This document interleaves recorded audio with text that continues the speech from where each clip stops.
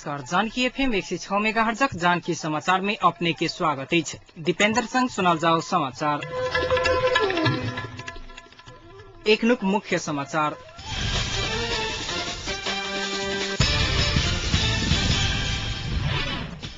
Traffic व्यवस्थापन आ सवारी दुर्घटना रोक सकबाक सुधार बारे प्रतिवेदन बुझाव राज्य व्यवस्था समिति के निर्देशन।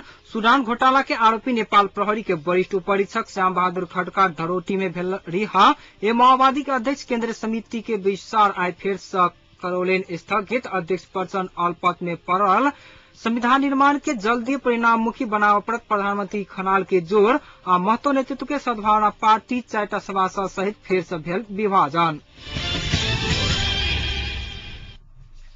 अब समाचार विस्तार में। व्यवस्थापिका संसद के राज्य व्यवस्था समिति ट्राफिक व्यवस्थापन आ सवारी दुर्घटना रोक सकबाक सुधार बारे 10 दिन भीतर प्रतिवेदन पेश कर विभिन्न मंत्रालय के निर्देशन देलक अछि। समिति के आय बैसल विचार विभिन्न सरकार वाला मंत्रालय संग विमर्श कऽ एन नियम में कर पड़बाक आवश्यक सुधार बारे समिति में प्रतिवेदन पेश कर निर्देशन देलक अछि। समिति गृह, यातायात व्यवस्था, स्थानीय विकास, वातावरण सहित के मंत्रालय के निर्देशन देलक अछि। विचार में ट्राफिक प्रहरी कार्यालय के प्रमुख विज्ञान राज शर्मा आवश्यक जनशक्ति आ स्रोत साधन के अभाव में ट्राफिक व्यवस्थापन में समस्या पड़ल बतौने छथि। देश भर 100 ट्राफिक कार्यालय रहल में 2213 दरबंदी रहल ओ बतौने छथि। सड़क पूर्वाधार के अभाव आ सवारी साधन बढ़ला के कारण ट्राफिक व्यवस्थापन चुनौतीपूर्ण बनते जा रहल शर्मा उल्लेख केने छथि। विचार में सभासद सब ट्राफिक प्रहरी के लापरवाही के कारण सवारी दुर्घटना बढ़ल बतौने छथि। यातायात क्षेत्र में भरल सिंडिकेट के सवारी चालक के लापरवाही तथा सड़क पूर्वाधार के कारण भेल दुर्घटना सबसे वर्षनित संयोग के मृत्यु भ रहल सभासद सब चिंता व्यक्त केने छल। ओ सब ट्राफिक व्यवस्थापन के लिए अलगे आयोग गठन करऽ पड़बाक सुझाव समेत देने छल। सवारी दुर्घटना के कारण वर्षनित 2000 से बेसी गोटे के मृत्यु भ रहल अछि।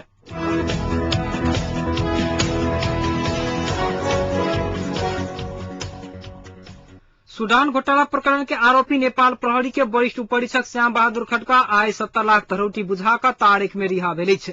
विशेष अदालत सुडान कांड में दोषी देखल गेल ठहर करैत खड्का के 70 लाख धरोटी बुझावा आदेश देने छल। धरोटी बुझावा नहि सकला के बाद काल्हि उनका सदर कोर्ट दिल्ली बाजार में चलान कयल गेल छल।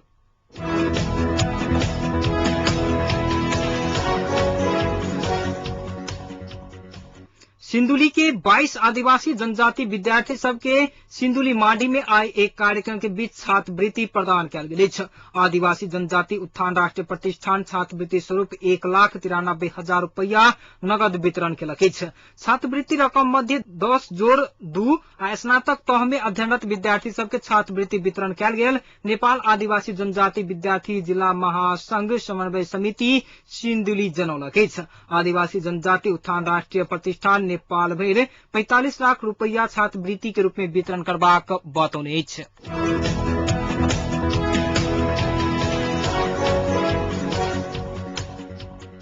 प्रवेशिका परीक्षा एसएलसी में 1-2 विषय में अनुत्तीर्ण भेल विद्यार्थी सबके एसएलसी परीक्षा पास करा देबाक कहैत पैसा उठाबि रहल एक व्यक्ति के पुलिस आइ गिरफ्तार केलक अछि। ठगी करबाक क्रम में अपने सशस्त्र प्रहरी के हवलदार मेजर रहल बताब रहल सुंदरपुर चोहरवा गाविस वार्ड नंबर 3 के पवन महतो के हीरापुर क्षेत्र से प्रहरी गिरफ्तार केने प्रहरी परीक्षक मोहन राज जोशी जनतब देलनि अछि। महतो एसएलसी उत्तीर्ण भेल विद्यार्थी के 1 दर्जन से बेसी परिवार संग 2000 से लक 5000 धरि के असुली केने प्रहरी के कहर अछि। हीरापुर प्रहरी चौकी के प्रहरी सहायक निरीक्षक वकील ठाकुर करीब 2 सप्ताह से विभिन्न व्यक्ति के ठगी केने सूचना अयला के बाद आइ महतो के गिरफ्तार कयल गेल जानकारी देलनि अछि।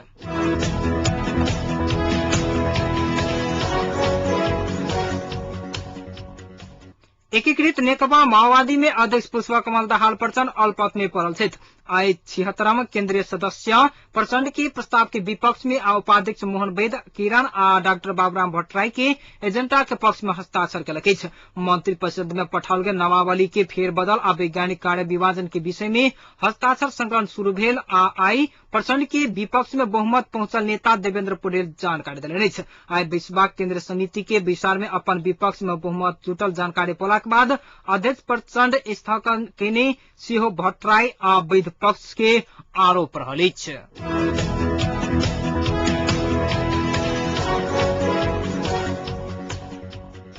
पहिल सोमवारी के दिन आज जनकपुर सहित देश भर के शिवालय सब में भक्तजन सबके भीड़ भाड़ देखल गेल। जनकपुरक शिव मंदिर, महेंद्र नगर स्थित क्षीरेश्वरनाथ के मंदिर, मोहतरी के जलेश्वरनाथ, टुटेश्वरनाथ, मंगलनाथ सहित विभिन्न शिवालय में आज पहिल सोमवारी के दिन भक्तजन सबके भीड़ भाड़ देखल गेल। सोमवारी के कारणे शिवालय सबके नवकनिया जका सेहो श्रृंगारल गेल।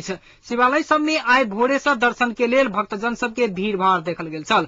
सदर मुकाम जलेश्वर स्थित जलेश्वरनाथ शिवलिंग के दर्शनार्थ पानि बाहर निकालल गेल छल। पानि फेंकक लेल सशस्त्र नेपाली सेना आ जनपद प्रहरी के जवान सबके खटाओल गेल छल। ओ सब पानि फेंकक लेल करीब 2 घंटा समय लगौने छल। प्रसिद्ध शिवलिंग के दर्शन के लेल भक्तजन सब दूब, बेलपत्र, माला सहित पहुंचल छल। जलेश्वरनाथ, टुटेश्वरनाथ, मंगलनाथ शिवलिंग के दर्शन कर जनकपुर के दूधमती, सिरहा के कमला नदी सहित के विभिन्न स्थान से जल भर कर दर्शनार्थी सब मंदिर से पहुंचल छलिथ।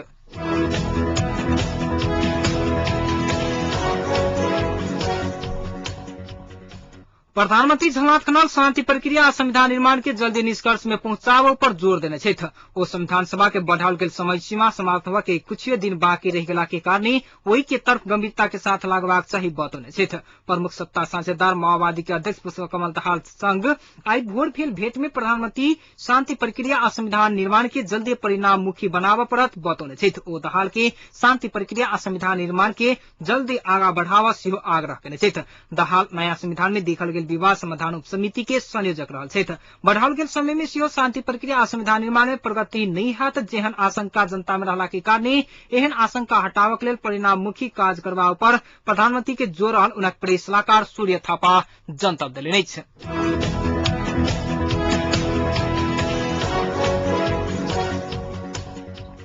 मधेश केंद्रित दल सब में विभाजन के क्रम पछिल्का बेर निरंतरता पोलक अछि। राजेंद्र महतो नेतृत्व के सद्भावना पार्टी आई विधिवत रूप में विभाजित भेल अछि। 4टा सभासद सहित अनिल झा नेतृत्व में नया पार्टी गठन कयल गेल अछि।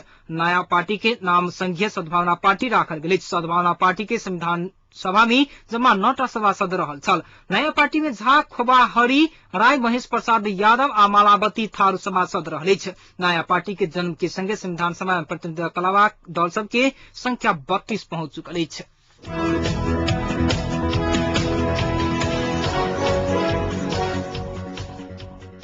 पार्टी भीतर के अंतर संघर्ष के कारण लंबा समय से स्थगित होइत आबि तो काल्हि शुरू भेल एकीकृत नेकपा माओवादी केंद्रीय समिति के बैसार आई फेर से अंतिम समय में आबि कऽ स्थगित कयल गेल।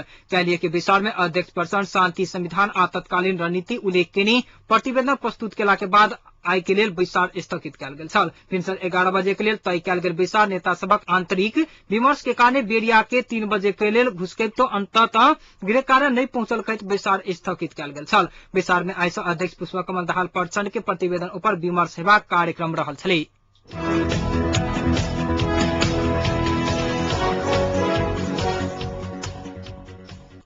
नेपालक लेल नवनियुक्त भारतीय राजदूत जयंत प्रसाद अगिलका सप्ताह नेपाल आबि रहल छथि। नेपाल में राजदूत रहि चुकल कूटनीतिज्ञ विमल प्रसाद के सुपुत्र जयंत प्रसाद नरम कूटनीतिज्ञ के रूप में चिन्हल जाइत अछि। एम्हर नेपाल के लेल भारतीय राजदूत राकेश सूद सेहो आगामी सप्ताह भारत घुरबाक निश्चित भेल दूतावास स्रोत जनौलक अछि।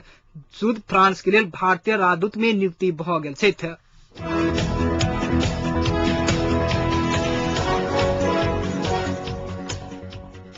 बीपी राजमार्ग अंतर्गत मोहतरी के गौरीबास वार्ड नंबर 2 गौरी डाँडा में आई जीप के ठोकर से एक बालिका के मृत्यु भेल अछि। सिंधुली के भिमान में घर रहल आ हाल मोहतरी के गौरीबास वार्ड नंबर 2 गौरी डाँडा में रहते आयल 10 वर्षक अविना थापा के जीप के ठोकर से मृत्यु भेल अछि। सिंधुली से मोहतरी के बर्देवास दिस आबि रहल ना 23102 नंबर के जीपक ठोकर से बाट पर चलि रहल ओ बच्चा के ठोकर देला के बाद बच्चा के घटनास्थल पर मृत्यु भेल छल। दुर्घटना के बाद जीप आ जीपक चालक पुलिस के नियंत्रण में रहल अछि।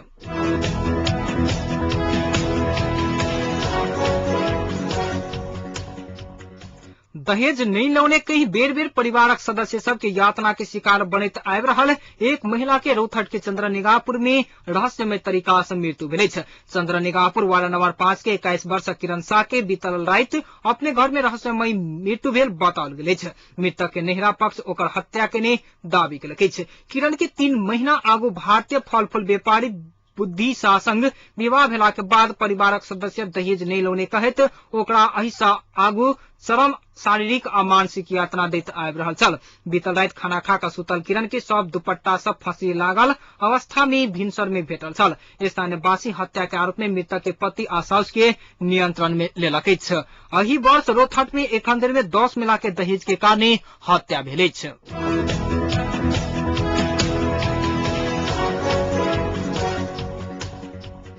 अब जनकपुरक तापक्रम एखन जनकपुर के तापक्रम 34 डिग्री सेल्सियस रहल अछि।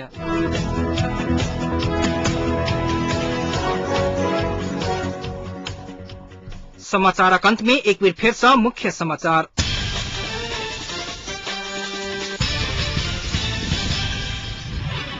ट्राफिक व्यवस्थापन आ सवारी दुर्घटना रोक सकबाक सुधार बारे प्रतिवेदन बुझावा राज्य व्यवस्था समिति के निर्देशन।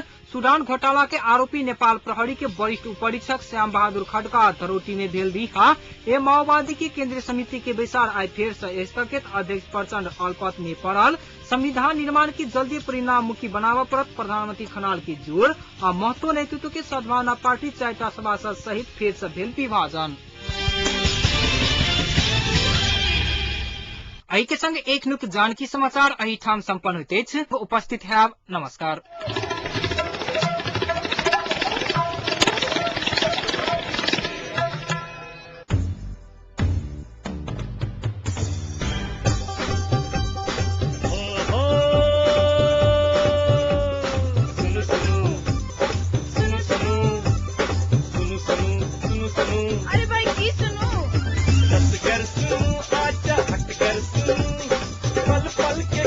घर बैसल जानकी यदि सदखन अही सबके मन माफी कपन बात अही सुनु जानकी यदि सदखन अही सबके मन माफी कपन बात अही सुनु सुनु सुनु। मिथिलांचल गर्व जानकी यदि देख सकते